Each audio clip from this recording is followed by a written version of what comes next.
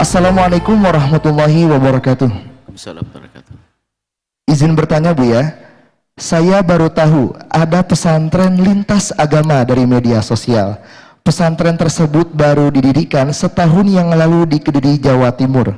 Santrinya tidak hanya dari kalangan orang Islam, tetapi ada umat agama lain seperti Kristen, Hindu, Buddha, dan Konghucu. Tujuan dari pesantren lintas agama ini didirikan adalah agar bisa mencetak generasi Indonesia yang bersyukur kepada Tuhan atas karunia tanah air dan juga negara Republik Indonesia, terlepas dari apapun agama dan keyakinannya Bu ya, sehingga dapat tercapainya cita-cita Indonesia Emas 2045 dan perdamaian dunia. Pesantren tersebut dinamakan Pesantren Jati Diri Bangsa. Bagaimanakah pendapat Buya mengenai hal ini? Syukuran atas jawabannya. Wassalamualaikum warahmatullahi wabarakatuh. Waalaikumsalam warahmatullahi wabarakatuh. Kita tidak tahu pasti apa tujuan didirikan pesantren tersebut. Kemudian cara belajarnya juga seperti apa, kita tidak tahu. Kemudian yang diajarkan juga apa di dalamnya. Kalau pesantren dengan bermacam-macam agama misalnya, ternyata di dalamnya diajari untuk cocok tanam, kan lain cerita. Tapi kalau yang diajarkan adalah misalnya mencampur adukkan agama, itu malah menyusahkan. Menyuruh orang Nasrani belajar ilmu fikih, orang Buddha belajar ilmunya agama Nasrani. Itu bukan hal yang baik, seolah-olah baik, tidak seperti itu. Kalau membangun toleransi, justru kalau ingin bangun toleransi, adalah justru kembali kepada agama masing-masing.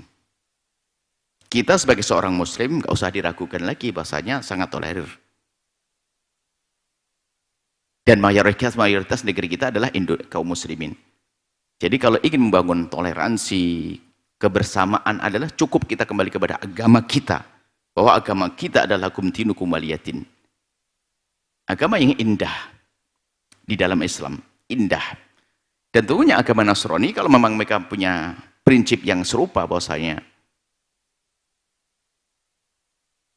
tolerir, maka tentu seorang Nasrani harus berani menampakkan cara beragamanya. Begitu juga orang Hindu dan orang Buddha, cukup kembali pada agama masing-masing dengan menekuni agamanya. Justru yang paling bahaya yang akhir-akhir, mungkin 10 akhir tahun ini, seperukan tentang agamanya semuanya sama. Ini menipu orang, mengatakan semua agama sama. Bagaimana? Wong beda kok dianggap sama. Yang paling bahaya adalah sesuatu yang beda dikatakan sama, orang menjadi bingung karena berbeda. Dianggap oh sama, setelah terjun kok beda. Ini malah menjadi berantem. Mau sama kok beda. Lebih tepat adalah agama Islam beda dengan agama Nasrani. Agama Nasrani beda dengan agama Buddha. Agama Buddha beda dengan agama Hindu. Ini beda. Cuman biarpun berbeda, kita tidak boleh bermusuhan. Itu yang tepat. Bukan dikatakan sama. Oh tidak. Agama Islam beda dengan agama Nasrani. Agama Nasrani beda. Cara konsep ketuhanan juga berbeda. Tapi tidak boleh saling mencaci, saling mengolok. Itu yang perlu. Kalau kita ingin menjadikan agama negeri ini damai, justru kembali kepada agama. Justru orang-orang kurang berpegang pada agamanya, itu yang menjadi masalah. Setelah kita berbeda, perbedaan itu selalu ada, memahami. Jangan disamakan, mohon maaf. Kulit Anda yang sangat putih, lalu disamakan dengan, mohon maaf, saudara kita yang kulitnya adalah tidak terlalu putih. Ya beda. Akan tersinggung, beda kok dikatakan sama. Suku beda, suku berbeda-beda. Bukankah kita Bhinneka Tunggal Ika berbeda-beda? Mantapkan, yakni pastikan kita itu memang berbeda, tapi kita tetap tunggal satu. Enggak boleh bermusuhan, itu yang perlu. Maka Islam, maka tidak mengerti, kita tidak mengomentari tentang pesantren tersebut tujuannya apa. Justru kita perlu bahwasanya pesantren, kalau mungkin namanya pesantren saja ya sah-sah aja membuat nama ya. Kalau membuat namanya pesantren, ya tujuannya adalah untuk berkumpulnya orang bermacam-macam, untuk diskusi dan sebagainya, sah-sah saja. Tapi kalau tujuan untuk mempercampur adukkan agama, tidak diperkenankan. Karena orang Nasrani pun yang berpegang kepada agamanya juga nggak mau loh ya. Orang Hindu yang berpegang dengan agamanya nggak mau, karena bercampur aduk agamanya. Memang ada di akhir-akhirnya adalah upaya untuk merusak cara beragama ini. dianggap sama, kita harus usaha, kita harus toleransi. Toleransi apa yang diinginkan? Bukan toleransi kadang. Justru memaksa kita harus mengikuti agama orang lain. Agama orang lain mengikuti agama kita. Itu bukan toleransi. Kita punya cara beragama masing-masing. Saudara-saudari yang ada di kaum Kristiani, silakan Anda pergi gereja. Suka hati Anda setiap hari, setiap malam boleh Anda ke gereja. Kaum muslimin pergi ke masjid. Agama lain pergi ke wil. Bila agama lain selain Nasrani ada pergi tempat ibadah masing-masing. Tanpa saya memaksa Anda seorang Nasrani datang ke masjid saya. Dan juga tanpa harus memaksa saya datang ke gereja Anda. Indah. Cukup. Nah, ini keindahan itu sudah ada. Hanya akhir-akhir ini permasalahannya bukan masalah urusan agama ini. Urusan politik bikin berantem ini. Berantem kita tuh macam-macam hari ini. Ribut urusan pemilihan presiden, bulan gubernur ini. Belum lagi media sosial mudah mengadu domba hamba Allah. Yang kata ustadz dengan ustadz juga diantem berantem semuanya. Ya mungkin niatnya yang mendirikan kita tidak tahu persis. Niatnya seperti apa Allah alam, kita tidak duduk dengan beliaunya yang new. Hanya mungkin kalau tujuannya adalah untuk menciptakan keindahan dalam kebersamaan yang penuh dengan toleransi, maka cukuplah kita berpegang dengan agama kita, maka itulah akan kita temukan keindahan dalam kebersamaan. Nah, seperti itu. Jadi kita tidak tahu tujuannya seperti apa, kemudian diajarkan apa, kita belum tahu yang diajarkan kok. Bisa jadi yang diajarkan juru mantapkan, hei orang Islam belajar kau Islam yang benar.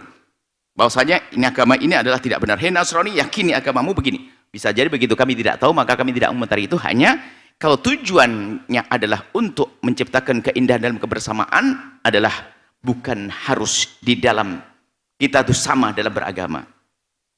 Akan tapi justru memahami perbedaan ini agar kita bisa hidup indah. Jadi bukan harus disamakan semuanya. Justru kita harus tahu perbedaan ini. Perbedaan. Beda. Yang beda katakan beda, jangan katakan sama. Wong beda kok dikatakan sama, bingung dong di masyarakat nanti di lapangan. Katanya sama, tak taunya kok beda. Akhirnya dia siap dengan perbedaan. Karena apa? Dianggap sama semuanya. Justru kalau di awal dikatakan kau beda loh ya, beda agamamu dengan agama ini beda. Cuman biarpun berbeda, ingat, jangan mencaci Tuhan, jangan mencaci agama, jangan mencaci muqaddasat. Muqaddasat apa? Sesuatu yang disakralkan. Tidak boleh mencaci. Itu kan indah, selesai.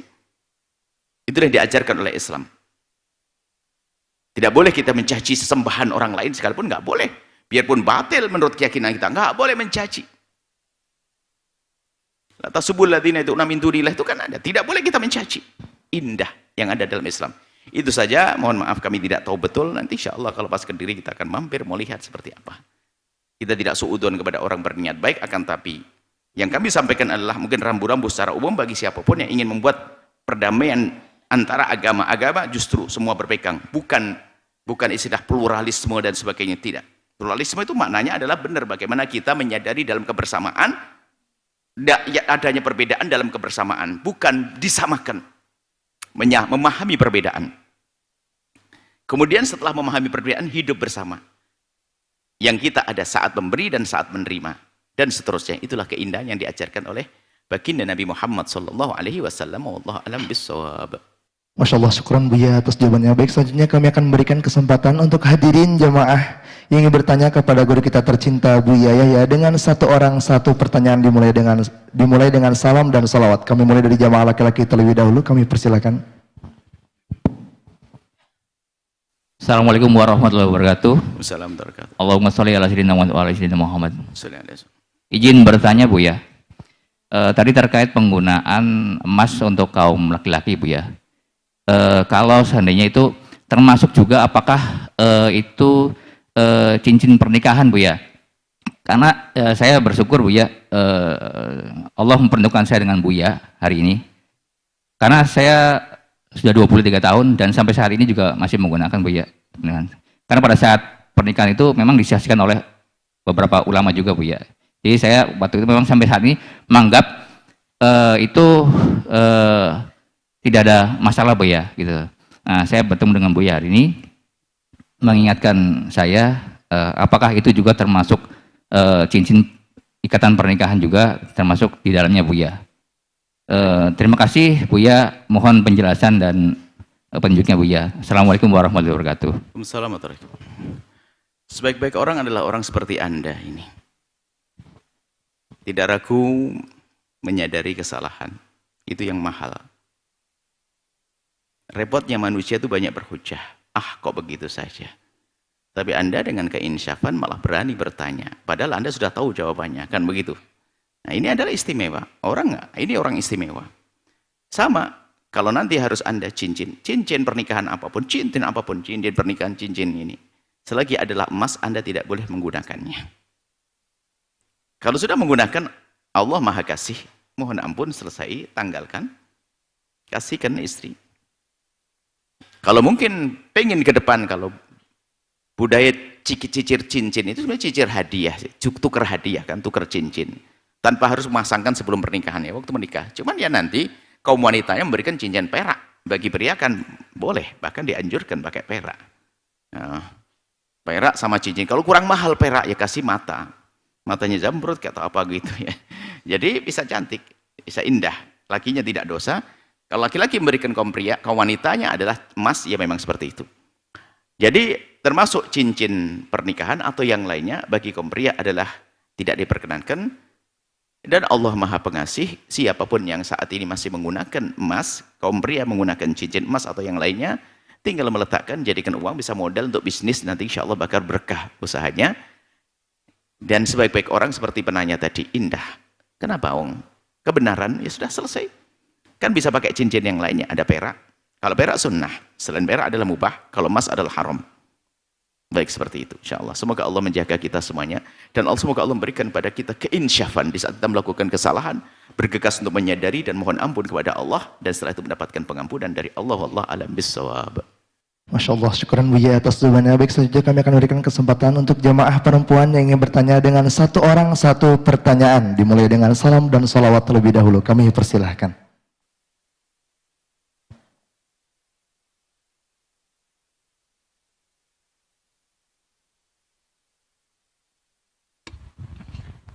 Bismillahirrahmanirrahim. Assalamualaikum warahmatullahi wabarakatuh. Waalaikumsalam. Allahumma sholli ala Sayyidina Muhammad wa ala ali Sayyidina Muhammad.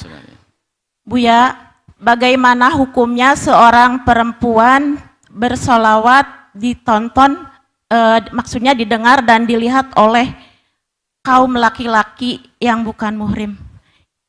Itu saja Buya. Yang bukan mahram. Baik. Bismillah. Baik Ibu, pertanyaan yang bagus sekali. Orang laki-laki yang bukan mahram, kalau mahram naik haji, tadi baru haji mungkin baru. Mahram, bukan mahram, maksudnya kalau mahram itu haram dinikah. Hukumnya seorang wanita menyenandungkan sholat-sholat, sekarang kita perlu ada namanya marahil, marhalah ya. Ada di sebuah tempat yang memang perlu diangkat syiar, cuman kaum prianya pada malas. Sehingga terdengarlah suara ibu-ibu menyenandungkan sholawat. Ini bagaimana? Ya kan? Kalau tidak, nggak ada. Misalnya ada pengajian-pengajian di kampung-kampung gitu kan. Ibu-ibu menyenandungkan sholawat dan sebagainya. Memang di dalam madhab kita, suara perempuan bukanlah aurat. Ketika madhab Imam Malik, suara perempuan bukan aurat dalam madhab kita Imam Syafi'i. Tapi suara perempuan yang sudah dirubah menjadi suara yang mendayu-nayu, fala takhdha'na bil qaul. Kalau sudah diganti dengan suara mendayu-dayu, mendesah-desah, maka itu menjadi tidak diperkenankan karena akan merusak hatinya. Hati orang yang mendengarnya. Termasuk menyenandungkan lagu-lagu yang terasa di hati. Ini juga seperti sebelumnya, hendaknya kita semuanya menginsyafi. Kecuali di kalangan wanita atau sudah dibuat perbatasan tertentu, ternyata kaum pria mendengarkannya. Suara sendiri ya. Ternyata ini ada martabat suara sendiri, suara dibarengi dengan kaum pria. Artinya tidak terdengar, misalnya takbir waktu hari raya Idul Adha. Takbirnya seorang perempuan, takbirnya adalah bersama takbirnya kaum pria tertutup. Tapi di saat dia menyenandungkan suara sendiri, maka himbauannya adalah pertama, segera ada batasnya. Segera mendidik anak laki-laki yang bersuara bagus untuk bisa menyenandungkan syair, biar nanti setelah itu tidak perlu wanita yang menyenandungkan lagi. Ini himbauan pertama. Himbauan pertama adalah mencetak kita, munsyid-munsyid kaum pria, yang bisa menyenandungkan di saat berada di kalangan kaum pria. Kemudian kedua, suara merdumu itu wahai wanita, boleh Anda keluarkan bersama kaum wanita. Sudahlah. Kalau ternyata kaum pria yang mencoba ingin dengar, itu bukan urusan Anda. Yang penting Anda mencoba untuk mendengarkan pada kaum pria, kaum wanita saja. Anda menghindar. Karena kesengajaan kita memperdengarkan pada kaum pria dengan lagu-lagu kan jelas fala tahdhu'na bil qaul. Bukan omongan normal. Kalau ngomong biasa boleh seorang perempuan berkata-kata menyampaikan pesan kepada kaum pria sah. Karena Siti Aisyah juga gurunya para kaum pria. Akan tapi masalah dengan nada-nada ini yang harus dihindari. Sehingga mungkin kita kalau bukan dalam marhalah dakwah, sudah di tempat yang normal, jelas hukumnya tidak diperkenankan. Sudah banyak kaum laki-lakinya. Kenapa harus perempuan yang nongol? Sudah banyak kaum laki-lakinya. Kenapa perempuannya harus menyuarakan suara-suara semacam itu? Ini sebenarnya untuk kehormatan seorang wanita tersebut. Karena wanita itu indah semuanya. Wanita itu indah. Bahkan kadang mendengar suara yang perempuan bisa menghayalkan seolah-olah bahkan lebih cantik daripada di saat melihat. Karena suara yang merdu. Lebih merasa di hati, suara yang merdu. Dia bayanginnya secantik apa itu, suara yang kayak begini. Dan itu kan suara orang normal, laki-laki normal mendengar suara yang merdu adalah terpesona. Jadi seperti itu. Pertama, hindari sebisa mungkin kaum wanita untuk khusus di hadapan jadi munsyidnya kaum laki-laki. Jika Anda menjadi munsyidnya kaum wanita, sah. Jadi kaum wanita. Kalau ternyata ada laki-laki ikut mendengar, itu urusannya. Kenapa dekat-dekat dia? Ya, seperti itu. Kemudian setelah itu mencetak kader-kader seorang munsyid dari kaum pria. Biar menyenandungkan di depan kaum pria. Nah, seperti itu. Kita harus membuat perubahan dong. Masa dari dulu hanya ibu itu saja yang di masjid itu? Masa tidak mencetak kader? Ibu itu saja. Hari ini bagaimana? Ya, dia masih belum mencetak. Dan kalau tidak ada suaranya, pakai suara yang lain. Aduh, ayo pengajian. Nggak menarik barangkali, seperti itu. Tapi harus disadari bahwasanya ada hal yang lebih bagus. Bahwasanya tanpa harus Anda menyenandungkannya. Jika Anda menyandungkan depan kaum wanita, oke. Kemudian jika Anda menyandungkan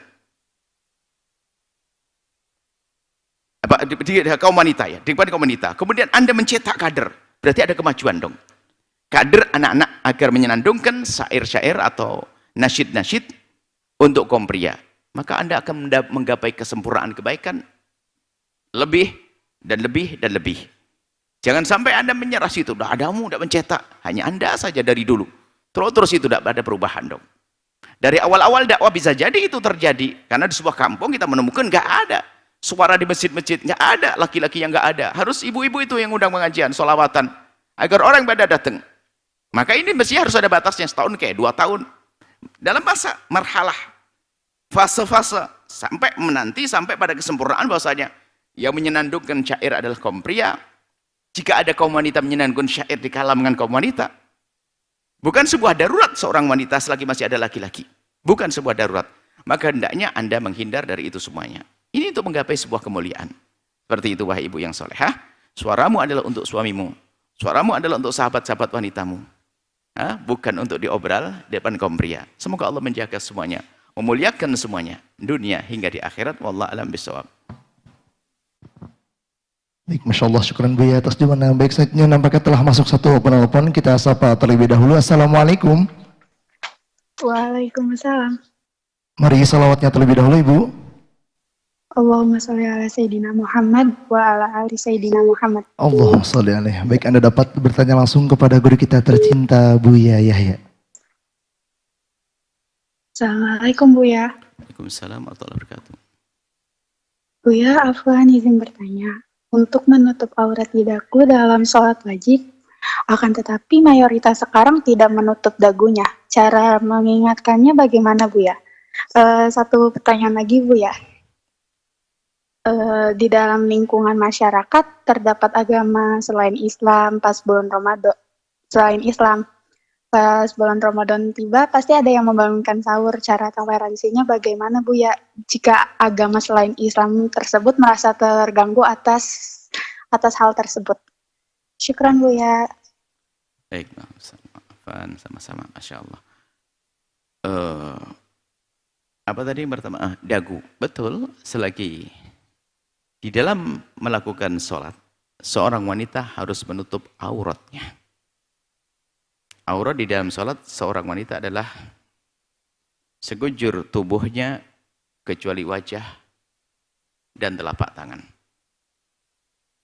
Dhahrun wa batnan, ini boleh terlihat. Punggungnya boleh terlihat, telapaknya boleh terlihat. Kemudian wajah ini adalah batas wajah. Jadi bawah dagu ini hendaknya ditutup, harus ditutup dalam mazhab Imam Syafi'i. Agar ditutup. Jadi mekena itu harus sedikit menjorok ke depan sini, sehingga menutup bagian dagunya. Bukan bagian dagu, bagian bawah dagu. Ya, bagian bawah dagunya ini. Kemudian cara mengingatkannya adalah yang halus, yang indah. Yang halus dan indah. Biasa mengingatkan dengan, bukan biasanya kalau kita mengingatkan adalah kita membuat halakoh, nanti masuk pembahasan menutup aurat, kan nggak sengaja. Kalau langsung bu begini, khawatir tersinggung nanti. Jadi cerdaslah dalam mengingatkannya. Tentunya di sana ada orang, mungkin waktu Anda umroh dan haji, ada sebagian orang yang tampak sembrono dalam urusan aurat, akan tapi itu bisa jadi itu karena mereka adalah pengikut madhab selain dari madhab Syafi'i misalnya. Madhab Malik kan sedikit ada keringanan dalam hal-hal semacam itu.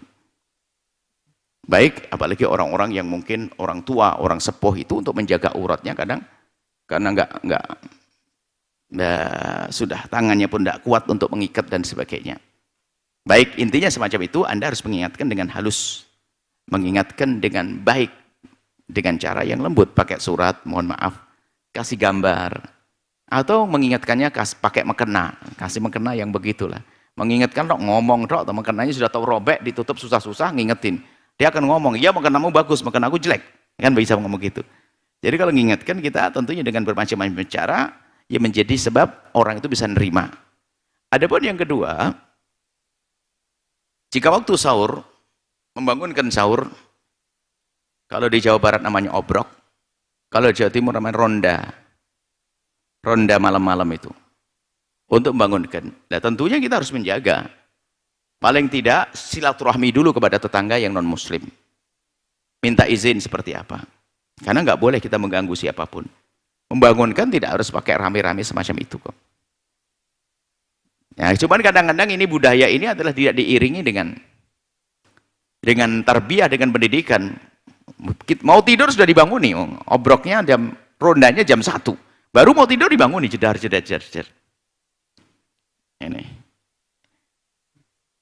Ini adalah nggak benar kalau ganggu orang, tapi harus tepat waktunya. Kemudian jika memang betul ada di luar Islam, ini adalah pertanyaan yang bagus sekali. Kami himbau kepada kaum muslimin dimanapun Anda berada, jika di situ ada orang di luar Islam, hendaknya kita harus punya sopan santun, karena Islam mengajarkan keindahan. Bisa jadi cara membangunkannya nanti sudah diganti dengan membuat bel saja lah, dipencet belnya kaum muslimin, yang keliling, atau apa? Atau di depan rumahnya orang Islam saja, bukan depan orang Nasrani berbunyi nanti. Dar begitu. Harus ada adab dong, tata krama. Mereka tahu istirahat, mengganggu. Dan Islam dilarang mengganggu siapapun. Baik itu. Jadi adab harus ada. Pertanyaan yang bagus, insya Allah nanti harus suarakan, harus beradab. Mungkin rambu-rambu mengadakan obrok atau ronda, membangunkan orang yang lagi puasa dengan tata krama. Kadang itu mengganggu orang yang muslim juga. Karena seorang muslim ganggu, saya mau tidur sudah dibanguni. Saya sudah ngerti, jam 1, belum waktunya sahur sudah dibanguni. Ramai depan rumah, akhirnya dia kesel terus sama orang. Baik, semoga Allah menjaga semuanya, menjaga hati. Ya. Kemudian menjadikan kita istiqomah dalam kebaikan. Dijadikan kita orang yang bisa mengajak kepada kebaikan. Yang bangunkan tapi cara yang benar. Ngajak kepada kebaikan, cara yang benar, bukan mengganggu orang lain. Wallah alam bisawab. Baik, Masya Allah, syukuran Buya atas doanya. Baik, saya akan membacakan pertanyaan yang datangnya dari sosial media untuk pertanyaan kedua, Buya. Assalamualaikum, Buya. Allahumma sholli wa sallim ala sayyidina Muhammad wa alihi wa sahbihi. Afwan izin bertanya. Baru-baru ini ada pernikahan yang viral di media sosial karena mahar yang diberikan berupa sebuah masjid. Apa pandangan Buya mengenai praktik seperti ini dalam syariat Islam? Apakah ada ketentuan khusus dalam menentukan mahar? Dan apakah pemberian mahar berupa masjid dianggap sah atau sesuai dengan ajaran Islam? Syukran Buya atas jawabannya. Wassalamualaikum warahmatullahi wabarakatuh. Dulu sebelumnya pernah ada mahar pakai hafalan Quran. Mana ada hafalan Quran jadi mahar? Kalau mengajari Al-Quran iya, dalam mazhab Syafi'i manfaat boleh, karena mengajarkan ada gaji. Tapi kalau saya hafal Quran jadi mahar, nggak jadi mahar. Hafalan Quran kok jadi mahar? Kan pernah dulu lah, ramai juga. Hafalan Quran jadi mahar. Mahar itu harus ada nilainya. Nah, mahar ada nilainya. Biarpun dalam bentuk manfaat dalam mazhab Syafi'i. Misalnya apa, seorang wanita, aku mau kau nikahi, maharnya apa? Kirim pembantu. Nah, pembantu kan ada manfaatnya. Pembantu gaji. Itu sah, manfaat. Tapi kalau hafalan Quran tidak boleh jadi mahar. Masjid ini bukan untuk sang istri. Masjid kan untuk umum. Mana ada mahar? Mahar dari masjid. Bangun masjid aja udah sama mahar. Tidak ada mahar masjid. Masjid itu syaratnya wakaf dan bukan untuk diwakaf. Untuk kaum muslimin semuanya. Bukan untuk wanita. Dan mahar itu akan dimanfaatkan oleh wanita yang dinikahi. Jadi mahar untuk mereka, manfaat untuk wanita, atau uang, atau barang yang ada nilainya untuk wanita tersebut. Baik, seperti itu. Jadi bukan masjid. Masjid kan wakaf. Masa mahar saya bangunkan masjid. Bangun masjid itu siapa? Kalau untuk dia bukan wakaf, bukan masjid lagi. Anda bangun gedung saja untuk kamu. Gitu. Bangun gedung oke. Tapi kalau masjid kan definisi masjid seperti apa? Definisi masjid adalah semua yang diwakafkan untuk sholat. Dan diniatkan untuk sholat kaum muslimin. Itu masjid. Baik, akan tetapi biarpun demikian, biarpun mahar itu nggak sah, pernikahan tetap sah, jangan pusing. Semua mahar yang tidak dianggap sah maharnya, pernikahannya sah. Yang maharnya pakai hafalan Quran, nikahnya sah. Maharnya pakai masjid, nikahnya sah, cuman diganti nami dengan mahar mithil. Jadi tidak dianggap ada. Ya. Karena apa? Itu bukan rukun bagian, tapi wajib. Kalau tidak terpenuhi, tidak sah, tinggal diganti saja. Mahar mithilnya apa? Mahar mithil itu apa? Ditanyakan, bibi, kerabat, saudari wanita tersebut biasanya maharnya berapa sih? Kalau biasanya mahar 100.000, kasih 100.000, selesai. Nah ini, jadi tetap pernikahannya sah, jangan dianggap pernikahan tidak sah. Kalau ini dipahami ya, tidak sahnya mahar bukan berarti tidak sahnya sebuah pernikahan. Tidak sahnya mahar bukan berarti tidak sahnya pernikahan. Tinggal semua mahar yang tidak sah nanti akan kembali kepada mahar mithil. Jadi kembalikan mahar mithil itu adalah umumnya maharnya itu berapa sih orang seperti itu? Masjid kan 5 miliar. Apa harus digantikan orang? Oh enggak, digantikan umumnya wanita di kampung itu atau bibi-bibinya berapa? Oh bibinya nikah kemarin 1 juta. Saya kasih 1 juta, selesai. Imam Mirtil. Jadi tetap pernikahan sah. Jadi jangan bingung, wah nanti nikahnya enggak sah. Nikahnya tetap sah. Sudah terlalu lama ini saya nikah pakai hafalan Quran nama. Sudah, punya anak 6 lagi sekarang, enggak apa-apa, tinggal bayar saja maharnya. Kalau enggak nanti sang istri membebaskan, sudahlah, mahar pun seharusnya begini, sudah bebaskan. Ada kan membebaskan mahar sah? Karena itu haknya seorang perempuan. Ada pendapat yang mengatakan semacam itu. Tapi kalau bicara tentang sahnya mahar, kita bahas sah tidak sahnya mahar, kami sampaikan itu enggak sah sebagai mahar. Tapi pernikahan tetap sah. Tolong pahami mana ini. Pernikahan tetap sah, cuma nanti diganti dengan mahar mithil. Istilah mahar mithil itu adalah sepadannya. Umumnya mahar bagi wanita itu seperti apa? Itu saja. Wallahu a'lam bishawab.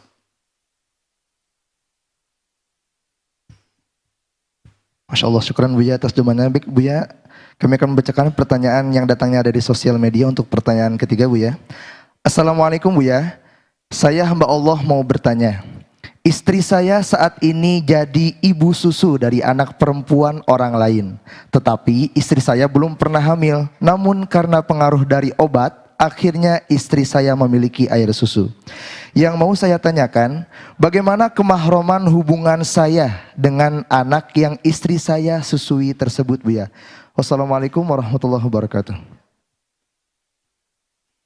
Menurut jumhur ulama, khususnya dari mazhab Imam Syafi'i, perempuan yang mengeluarkan susu biarpun dia belum menikah atau menikah dan tidak pernah melahirkan, maka perempuan tersebut akan menjadi ibu susu dari anak yang disusuinya. Jelas kalau itu. Adapun suaminya, karena susu ini bukan miliknya sang suami. Sebab istilahnya susunya suami itu adalah susu yang disebabkan kelahiran karena suami. Gambarannya begini loh ya.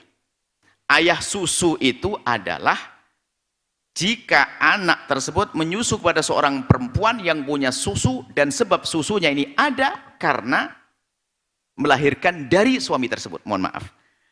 Anda seorang laki-laki, misalnya menikah dengan seorang perempuan, misalnya seorang perempuan, bukan, ada seorang laki, saya tidak bicara Anda, ada seorang laki-laki menikahi seorang perempuan yang suaminya meninggal dunia saat hamil. Betul? Waktu hamil suaminya meninggal dunia, berarti iddahnya, masa penantiannya sampai melahirkan. Habis melahirkan langsung disambut seorang laki-laki, dinikahi. Nah, setelah dinikahi, setelah beberapa hari, beberapa minggu dinikahi, tak taunya ada bayi yang nyusu. Maka bayi yang nyusu ini adalah anak susuan dari ibu tersebut dan anak susuan daripada mayit yang meninggal, bukan suami yang menikahinya. Karena apa? Keluarnya susu ini sebabnya bukan dari laki-laki ini. Seperti itu. Jadi yang ditanyakan tadi, istri saya tidak pernah melahirkan dari saya. Belum pernah melahirkan, kemudian dia nyusui, maka anaknya adalah anak susuan sang ibu. Adapun Anda sebagai seorang laki-laki, Anda tidak menjadi ayah susuan bagi dia, bagi anak tersebut. Anak perempuan yang disusui ibu. Cuman Anda ini mahram dengan anak tersebut bukan karena susuan, karena Anda telah menikahi ibu susuannya. Nah ini, jadi seperti tiri. Karena Anda telah menikahi ibu susuannya, maka Anda mahram dengan anak tersebut. Seperti itu.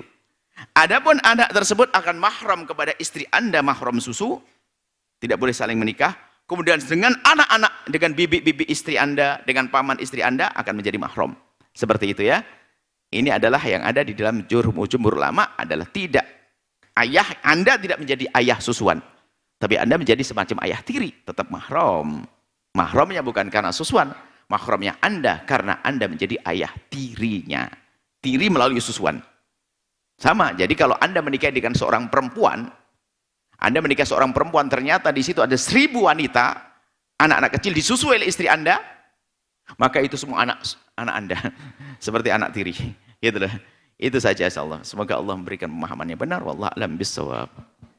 Masya Allah, syukuran Buya atas jawabannya. Baik Buya, kami akan membacakan kembali pertanyaan yang datangnya dari sosial media. Untuk pertanyaan keempat, Assalamualaikum warahmatullahi wabarakatuh. Salam. Izin bertanya Buya, suami saya baik sekali, sangat lembut dan sangat mencintai dan menyayangi saya. Saking sayangnya dia tak bisa melakukan hubungan suami istri dengan saya. Saya harus bagaimana? Saya takut akan karma. Jikalau saya meninggalkan suami saya yang baik itu, saya tidak akan menemukan pasangan sebaik dia lagi. Tapi di satu sisi ada kebutuhan batin yang sangat menyiksa. Ia mengizinkan saya untuk memuaskan diri saya sendiri lewat film-film, mohon maaf Bu ya. Tapi saya selalu menangis. Saya merasa kenapa saya punya suami tapi saya harus memuaskan diri saya dengan film-film. Saya lelah. Udah 2 tahun saya menikah, selama itu suami saya tidak bisa memberikan nafkah batin Bu ya.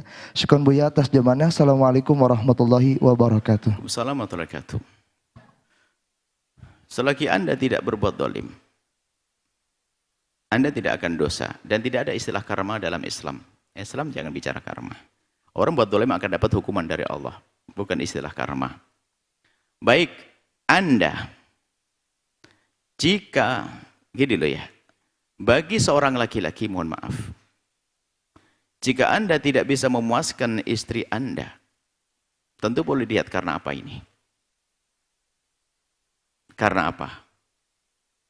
Kalau memang dia sebenarnya normal, ya nggak mungkin, masa ada istrinya yang sangat baik seperti itu kemudian tidak digauli. Mungkin dia punya masalah, apa impotensi dan lain sebagainya. Nah, bagi seorang pria yang punya permasalahan semacam ini, hendaknya kompak dengan istri untuk, mohon maaf, terapi, berobat dan seterusnya. Yang kadang itu laki-laki semacam ini malas berobat. Dan malas berusaha, padahal mungkin saja bisa sembuh dengan terapi. Kita menemukan ada beberapa orang malas berobat. Istri yang menerima asalkan mau berobat dan sebagainya. Setelah berobat kan berusaha, berobat.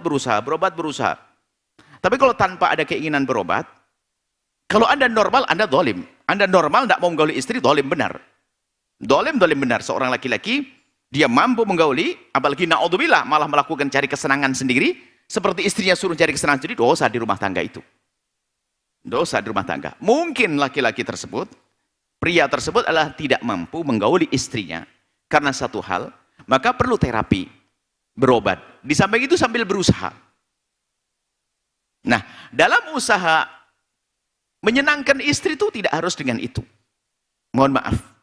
Seorang laki-laki, seorang istri, mohon maaf, jika mencari kesenangan dengan cara yang semacam itu bahaya sekali bagi wanita tersebut. Sehingga fantasinya nanti dengan laki-laki, na'udzubillah, suatu ketika mungkin bisa terperosok dalam zina. Bahaya seorang yang tampak solehah sekalipun kalau biasa nonton film-film kotor, dia kena fantasi-fantasi liar sehingga dia mencari yang tidak pernah dimiliki. Na'udzubillah, akhirnya melakukan zina dengan mudah. Itu bahayanya tontonan. Maka Anda telah masuk dalam wilayah yang sangat bahaya dengan nonton hal-hal semacam itu. Seorang suami yang tidak mampu dengan alat yang menyenangkan istrinya, akan tapi dia bisa menyenangkan, mohon maaf, dengan tangannya dan sebagainya. Seorang wanita yang mencari kepuasan dengan anggota tubuh suami, apakah tangan suami dan yang lainnya adalah tidak dosa. Tapi kalau dengan fantasi dengan tontonan, Anda melakukan dosa. Dan itu bahaya kepada mental Anda. Mental Anda. Dan bisa jadi suaminya juga punya kebiasaan nonton sehingga menjadi tidak senang dengan perempuan karena dia fantasi kemudian nani semua segala macam, akhirnya dia lebih senang dengan yang praktis sehingga tidak senang. Naudzubillah, karena sudah rusak mentalnya, bisa jadi semacam itu. Maka himbauan kami, Anda bicara baik-baik. Bertanya, kenapa abang? Yang jelas Anda tidak lagi boleh mengikuti untuk nonton itu. Itu bahaya di mental Anda. Bahaya di akhlak Anda. Jelas harga mati tidak boleh itu. Sekarang Anda perlu bertanya kepada sang suami, kenapa abang tidak mau melakukan? Tanya baik-baik. Kalau Anda tidak bisa bertanya langsung, pakai surat, suruh menjawab. Dan katakan bahasanya, kalau abang tidak bisa menyenangkan dengan alat abang, cukup dengan kelehan abang, suruh perdengarkan suara ini kepada beliau. Dengan tangannya dan sebagainya. Yang penting ada usaha. Sebab kita menemukan ada laki-laki punya masalah begini, gak pernah mau usaha, nyentuh istri pun gak mau. Ini kan menyiksa. Kan bisa saya menyentuh dengan tangannya dan seterusnya sampai sang istri itu puas. Bisa saja dengan ini, akan tapi ada sebagian orang yang tidak ada kemauan untuk berbenah. Baik, setelah kenyataannya memang tidak bisa, maka lebih baik daripada Anda harus melakukan keharaman itu bahaya pada diri Anda, maka Anda minta pisah dan tidak dosa. Dan Anda akan dapatkan insya Allah laki-laki yang baik setelah itu. Nah, karena dosa nggak boleh dibiarkan terus dalam kehidupan rumah tangga. Melakukan keharaman dengan nonton itu bahaya di mental Anda, sehingga bisa jadi seorang wanita yang biasa nonton itu, sehingga biarpun mendapatkan laki-laki yang sesungguhnya, satu laki suaminya bisa menggaulinya, dia tidak akan puas lagi. Kenapa? Sudah dirusak oleh fantasinya, dirusak oleh hayalannya, sehingga dia berkhayal kok tidak seperti itu, tambah bahaya. Maka bahayanya tontonan itu adalah luar biasa, sehingga orang yang tampak baik sekarang, tampak solehah, tampak ini ternyata gara-gara tontonan dia melakukan kehinaan di luar, karena dia pengen tahu, penasaran, mulai dari video callan dan sebagainya, pengen tahu yang baru, pengen tahu yang lain, karena dirusak mentalnya. Jadi harapan kami adalah, himbauannya adalah, tanyakan kalau memang mereka suami sudah tidak mau lagi dan tidak bisa, maka minta pisah. Anda mencari yang halal, insya Allah setelah itu Anda mendapatkan kebahagiaan dunia dan akhirat. Kalau hari ini mungkin Anda senang saat di dunia pun Anda tersiksa kan hari ini. Setelah melakukan keharaman itu Anda tersiksa, belum lagi nanti di akhirat.